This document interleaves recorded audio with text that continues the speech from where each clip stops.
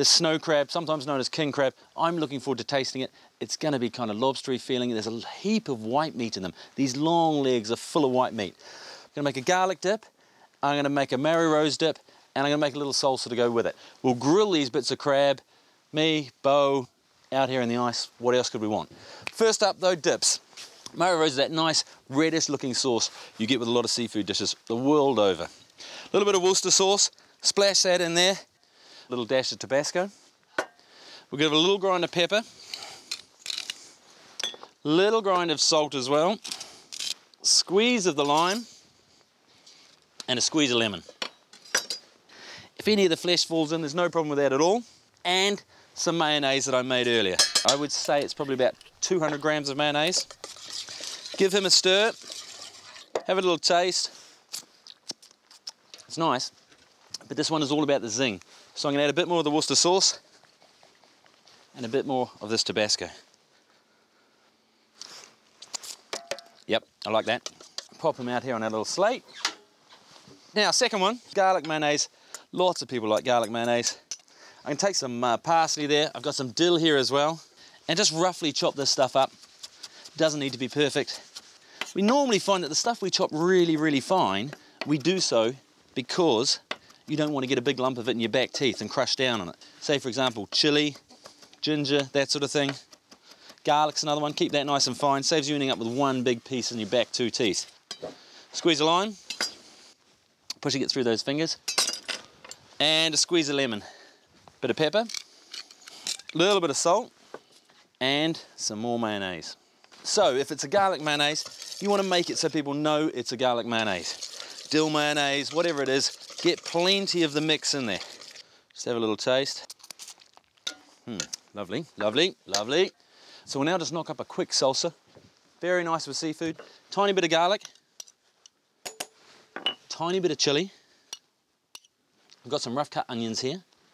In with them. Tomatoes. Quite a few of those. I've probably got 1.5 tomatoes in there. A little bit of the old radish, which I found in the supermarket. Wouldn't really need it if you didn't want. But in that goes some tomato paste, a little bit of oil, and a little bit of white wine vinegar, pepper, salt, a little bit of mustard, and give him a stir. And we'll pop them into this one here, just like that. Now, got my thyme brush here, basically a bunch of thyme tied onto the end of a wooden spoon using your fishing rope. So I hope you didn't need that. Now, snow crabs here. We've basically cut each leg in half. We haven't bothered with the bodies today because they're harder to barbecue. So I'm just going to pop them straight on the barbecue. They'll change colour as they go. Bo, you got the tongs, so you grab hold of them. Yeah. And while he's got those there, just give him a little brush with our thyme brush. Yeah, it smells beautiful. Which is dipped in oil, garlic, there's a bit of pepper in there as well. Pulls up the flames on there. And your family like crab? Yeah, absolutely. Everybody in my family loves crab. And is it traditionally an Inuit thing? Did the Inuit have a way of catching it before? I doubt it, because it tends to go quite deep. I mean, we were lucky catching him this shallow today, but normally they go in deeper water than 100 meters, 150 meters, 200 meters. See how they're changing colour? That means that they're starting to cook. Something happens in the shell as the heat's applied to it, it starts to cook, just like lobster or crab back home. Has that real orange feel to it.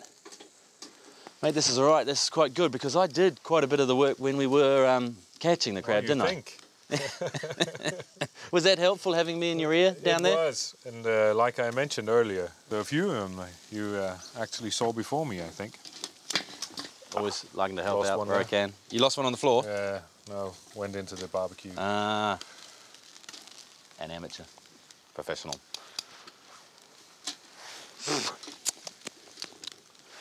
About done. So you see this? It's full of that white flaky meat. That white meat's very popular. Back in England, people, they like the white meat a lot. Yeah. Our crabs have a lot of brown meat in them as well, probably 50-50. Okay. Ooh, it is very sweet, isn't it? These are good. These are done. We'll pop them on the slate down there. All right. Bo, do the slate down there. Maybe keeping the orange side up if you can. Yeah. Teaching him as he goes. And I got some bread to put with it. Oh man, you lost a claw. Yeah, I did. I told you so. You're doing all right, though. You're doing all right. You carry on, OK? And I need you to try my sauces, too. I haven't let you drag me all the way out here in the ice not to try some of my cooking. You all right there, or do you want a hand? You just open it with your hands, yeah? Yeah. Man, that is tough. Let me see. Oh, I can't have drink two. You have one. Thanks. Cheers, Bo. Cheers. Oh, right then. We've got these snow crab legs done with that thyme oil simply on the barbecue, grilled both sides, a minute each way. A simple salsa, Mario sauce, and garlic mayonnaise all served here right on the Greenlandic ice.